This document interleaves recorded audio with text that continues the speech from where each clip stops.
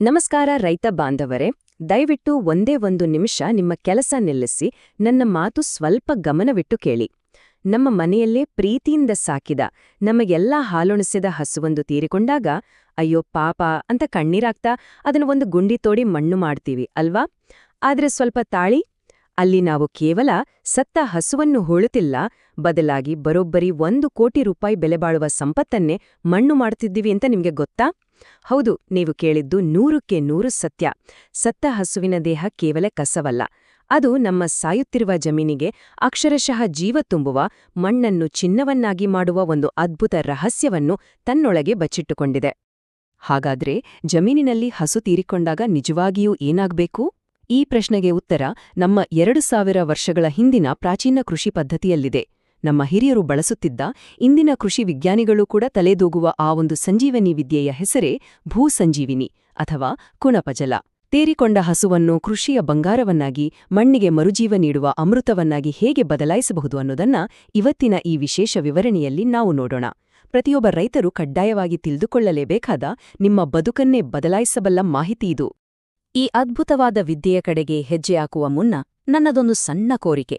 ನಮ್ಮ ಮಣ್ಣನ್ನು ಉಳಿಸುವ, ರೈತರನ್ನು ಸಾಲದಿಂದ ಪಾರು ಮಾಡುವ ಇಂತಹ ಅಮೂಲ್ಯವಾದ ಪ್ರಾಚೀನ ಕೃಷಿ ರಹಸ್ಯಗಳಿಗಾಗಿ ದಯವಿಟ್ಟು ಸಬ್ಸ್ಕ್ರೈಬ್ ಆಗಿ.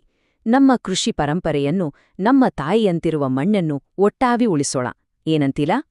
ಸರಿ, ಈಗ ಒಂದು ಸಣ್ಣ ಪ್ರಶ್ನೆಯೊಂದಿಗೆ ಮುಂದೆ ಹೋಗೋಣ. ನಿಮ್ಮ ಜಮೀನಿನಲ್ಲಿ ಮೊದಲ ಬಾರಿ ಹಸು ತೀರಿಕೊಂಡಾಗ ಆ ದೇಹವನ್ನು ನೀವು ಏನು ಮಾಡಿದ್ರಿ? ಸುಮ್ನೆ ಮಣ್ಣಲ್ಲಿ ಹೂತುಬಿಟ್ರಾ? ಅಥವಾ ನಿಮ್ಮೂರಲ್ಲಿ ಏನಾದ್ರೂ ವಿಶೇಷ ಪದ್ಧತಿ ಇದೆಯಾ?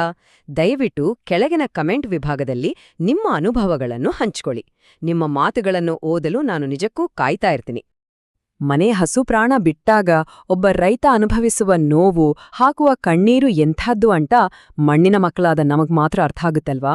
ಆ ನೋವಿನ ಜೊತೆಗೆ ಇವತ್ತು ನಾವು ಇನ್ನೊಂದು ಕಟು ಸತ್ಯವನ್ನು ಎದುರಿಸುತ್ತಿದ್ದೇವೆ. ನಮ್ಮ ಭೂತಾಯಿ ಇವತ್ತು ನಮ್ಮ ಕಣ್ಣೆದುರಲ್ಲೇ ಸಾಯ್ತಿದ್ದಳೆ.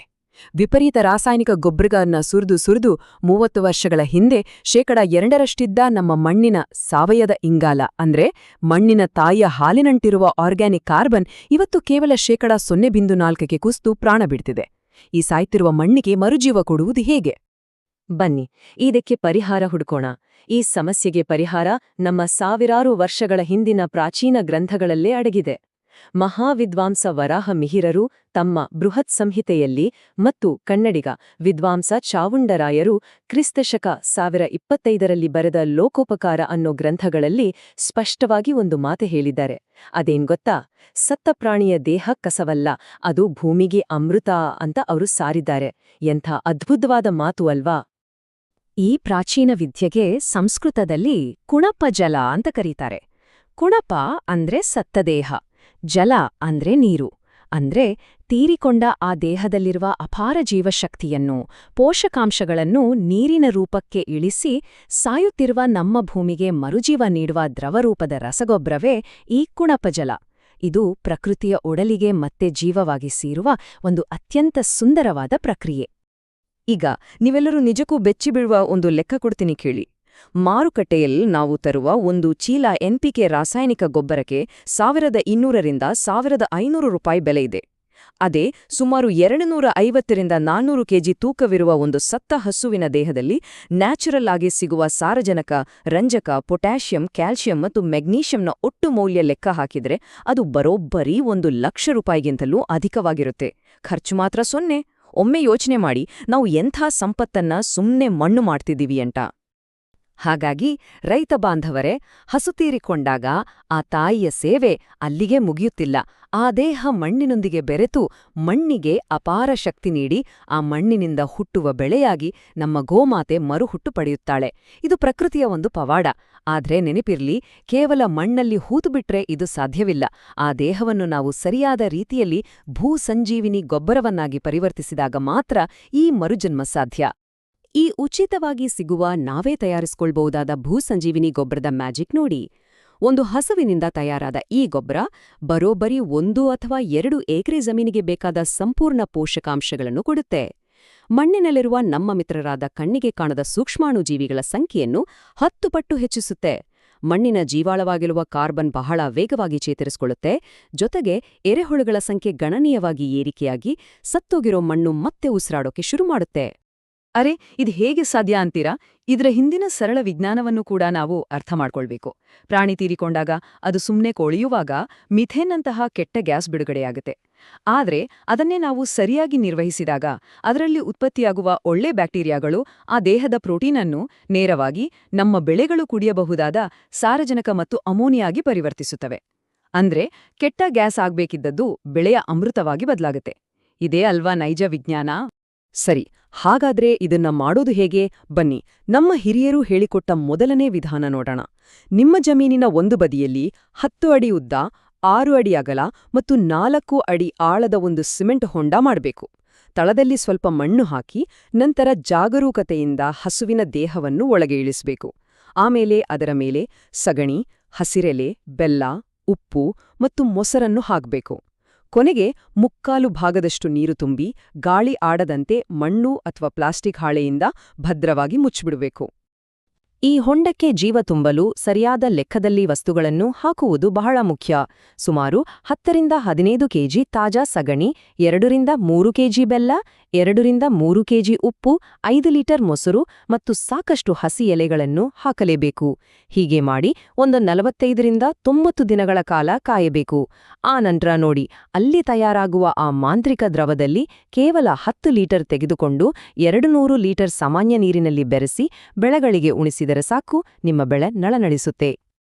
ಇನ್ನು ನಮ್ಮ ಸಣ್ಣ ರೈತರಿಗೆ ಅಥವಾ ಇಷ್ಟೊಂದು ಜಾಗ ಇಲ್ಲ ಅನ್ನೋರಿಗೆ ಇನ್ನೊಂದು ಸೂಪರ್ ವಿಧಾನ ಇದೆ. ಅದೇ 200 ಲೀಟರ್ ಡ್ರಮ್ ಬಳಸುವ ವಿಧಾನ. ಒಂದು ದೊಡ್ಡ ಡ್ರಮ್ನಲ್ಲಿ 10ರಿಂದ 15 ಕೆಜಿಯಷ್ಟು ಪ್ರಾಣಿಯ ಭಾಗಗಳನ್ನು ಹಾಕಿ, ಅದಕ್ಕೆ 5 ಲೀಟರ್ ಸಗಣಿ ಮತ್ತು ಗೋಮೂತ್ರ, 2 ಕೆಜಿ ಬೆಲ್ಲ, 1 ಕೆಜಿ ಕಡ್ಲೆಹಿಟ್ಟು ಸೇರಿಸಿ. ನಂತರ 150 ಲೀಟರ್ ನೀರು ತುಂಬಿ ಒಳಗಿನ ಗ್ಯಾಸ್ ಹೊರಹೋಗಲು ಒಂದು ಸಣ್ಣ ಪೈಪ್ ಅಳವಡಿಸಿ. ಇದನ್ನ ಪ್ರತಿದಿನ ಒಂದು ಕೋಲಿನಿಂದ ಚೆನ್ನಾಗಿ ಕಲಕುತ್ತಾ 30ರಿಂದ 45 ದಿನಗಳ ಕಾಲ ಬಿಟ್ರೆ ನಿಮ್ಮ ಭೂಸಂಜೀವನಿ ಡ್ರಮ್ನಲ್ಲೇ ಸಿದ್ಧವಾಗುತ್ತೆ. ಎಷ್ಟು ಸುಲಭ ಅಲ್ವಾ? ಇಲ್ಲಿ ನೀವು ಗಮನಿಸಲೇಬೇಕಾದ ಒಂದು ಬಹುಮುಖ್ಯವಾದ ವಿಷಯ ಇದೆ. ಇದು ಕೊಳೆಯುವಾಗ ಬರುವ ಕೆಟ್ಟ ವಾಸನೆ ಮತ್ತು ರೋಗಾಣುಗಳನ್ನ ತಡೆಯೋದು. ಇದಕ್ಕಾಗಿ ಈ 5 ನಿಯಮಗಳನ್ನ ತಪ್ಪದೆ ಪಾಲಿಸಿ. ಮೊದಲನೆಯದು ಸಾಕಷ್ಟು ಉಪ್ಪನ್ನು ಸೇರಿಸುವುದು. ಎರಡನೆಯದು ಮಣ್ಣಿನಿಂದ ಸರಿಯಾಗಿ ಸೀಲ್ ಮಾಡುವುದು. ಮೂರನೆಯದು ಹುಳ ಉಪ್ಪಟೆ ಬರದಂತೆ ನಿಂಬೆರಸ ಅಥವಾ ತಾಜಾ ಬೇವಿನ ಎಲೆಗಳನ್ನ ಹಾಕುವುದು. 4ನೆಯದು ಈ ಗುಂಡಿ ಅಥವಾ ಡ್ರಮ್ಮನ್ನ ಮನೆಯಿಂದ ಕನಿಷ್ಠ 50 ಅಡಿ ದೂರದಲ್ಲಿಡುವುದು. ಮತ್ತು 5ನೆಯದು ಗ್ಯಾಸ್ ಹೊರಹೋಗಲು ಸಣ್ಣ ಪೈಪ್ ಅಳವಡಿಸುವುದು. ಹೀಗೆ ಮಾಡಿದ್ರೆ ಅಕ್ಕಪಕ್ಕದವರಿಗೂ ಯಾವ ತೊಂದರೆಯೂ ಆಗಲ್ಲ. ಈಗ ಅಸಲಿ ವಿಚಾರಕ್ಕೆ ಬರೋಣ. ದುಡ್ಡು. 5 ಎಕರೆ ಜಮೀನಿಗೆ 1 ವರ್ಷಕ್ಕೆ ರಾಸಾಯನಿಕ ಗೊಬ್ಬರ ತರಲು ನಿಮಗೆ ಸುಮಾರು 60,000 ರೂಪಾಯಿ ಖರ್ಚಾಗತ್ತೆ ಅಲ್ವಾ? ಆದ್ರೆ ಈ ಭೂ ಸಂಜೀವಿನಿಯನ್ನು ನೀವು ಬಳಸೋದ್ರಿಂದ ಆ ಖರ್ಚಿನಲ್ಲಿ ಬರೋಬ್ಬರಿ 80% ಉಳಿತಾಯ ಆಗುತ್ತೆ. ದಕ್ಷಿಣ ಕನ್ನಡ ಹಾಗೂ ಮಹಾರಾಷ್ಟ್ರದ ಕೊಲ್ಲಾಪುರದ ಅನೇಕ ರೈತರು ಈಗಾಗಲೇ ಈ ಪದ್ಧತಿಯನ್ನು ಅಳವಡಿಸಿಕೊಂಡು ಗೊಬ್ಬರದ ಸಾಲದ ಸುಳಿಯಿಂದ ಹೊರಬಂದು ನೆಮ್ಮದಿಯ ಜೀವನ ನಡೆಸ್ತಿದ್ದಾರೆ. ನಿಮ್ಗೂ ಈ ನೆಮ್ಮದಿ ಬೇಡವಾ? ಅಂದಹಾಗೆ ಇದೇನೋ ಹಳೆಯ ಕಟ್ಟುಕಥೆ ಅಂತ ಅಂದುಕೊಳ್ಬೇಡಿ.